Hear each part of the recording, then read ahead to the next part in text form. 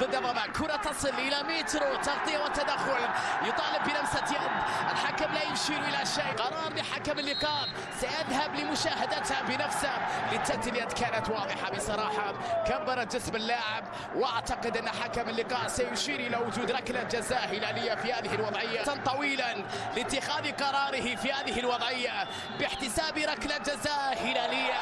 نعم، في هذه لعبة الجزاء سيستعد الآن ميتروف وسينتظر الزعيم ميتروفيتش.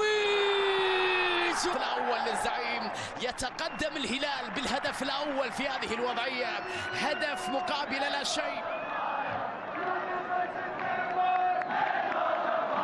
هدف، تعود الكرة مرة أخرى بينية حلوة خطيرة لمصلحة الحسم، والكرة في الشباك، هدف حسماوي. وجود تسلل، سليماني وصل بروعة كبيرة إلى الكرة واستغل في شباك الحارس ياسين بونو.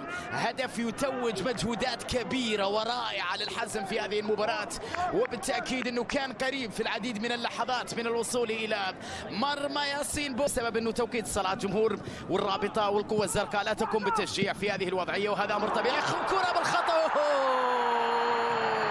وين الجويد وين حطها، ضغط عالي من جانب سيرجي، والجويد بعد ذلك اضطر لإعادة الكرة لحارس المرمى ابراهيم زايد اللي كان قد تقدم من مرماه فسجل الحزم في مرماه، اضطر لأن يفعل ذلك أمام سيرجي ميلينكوفيتش سافيتش بالنسبة لأحمد الجويد، وسجل الحزم في مرمى فريق. حلوة إلى مالكوم، تمريرة الرد إلى سافيتش، كرة خطيرة ميترو، الله الله الله الله أمام أنظار نيمار.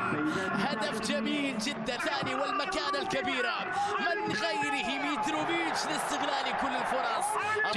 يحاول سيرجي يحافظ على كورته بينية لكنها لا تكتمل، سيرجي سعاد، الله الله الله الله الله الله الله الله، اللمسة لميترو لكن الدفاع تدخل. هل كان في تسلل على ميتروفيتش في اللقطة الماضية؟ افتك الكورة وعدى ومر وصنع وسجل وفرح واحتفل وصنع على أرقام هذا الموسم، وأصبح لافتا جدا.